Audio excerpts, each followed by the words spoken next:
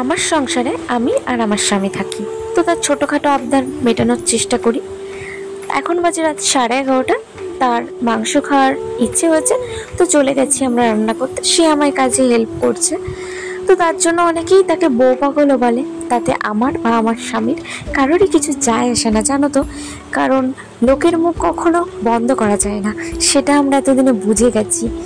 যেহেতু আমরা দুজনে থাকি, তাই আমরা দুজন দুজনের ভালো মন্দ বুঝে চলি।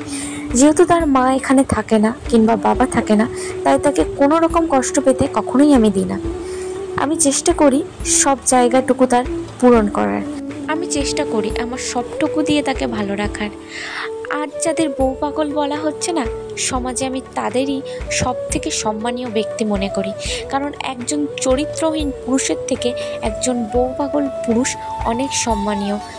আর তাদের মধ্যেই একজন হচ্ছে আমার স্বামী।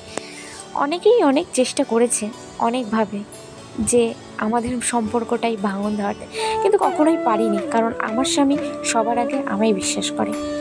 আর সংসার জীবনে শুনেছি অনেক সমস্যা থাকে, আমিও সমস্যার সম্মুখীন হয়েছি, কিন্তু কোনো সমস্যায় আমাকে দুর্বল করতে পারিনি। কেন জানো?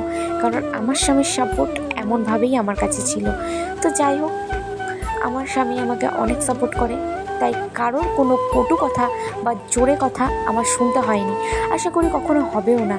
কারণ এরকম স্বামী যার পাশে আছে, তার কখনোই কোনোভাবে কোনো জায়গায় ছোট হতে বা অসম্মানিত হতে হয় না। দেখো, এত কথা বলতে বলতে আমার মাংস কষানো হয়ে গেল। এরপর আমি মাংসর মশলার যে জলটা ছিল ওটা মাংসর মধ্যে দিয়ে ভেজে রাখা আলু দিয়ে দিয়েছি।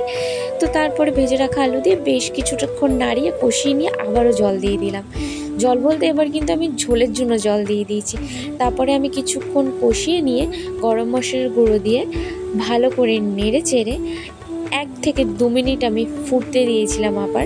তারপরে আমি নামিয়ে নিয়েছি। তো আমার এই রান্না নামাতে নামাতে বেজে গেছিলো 12টা না, সরি 12:30 রাত। তো আমরা খেয়েছিলাম 12:30টার দিকে। দেখো, আমি খাবার বেড়ে নিচ্ছি। আর মাংসটা খুব সুন্দর হয়েছিল। এর সাথে গরমের মধ্যে স্যালাড না থাকলে হয় না, শসা আর পেঁয়াজ কেটে নিয়েছি। আজকের ভিডিওটাই অবধি। Thanks for watching, tata.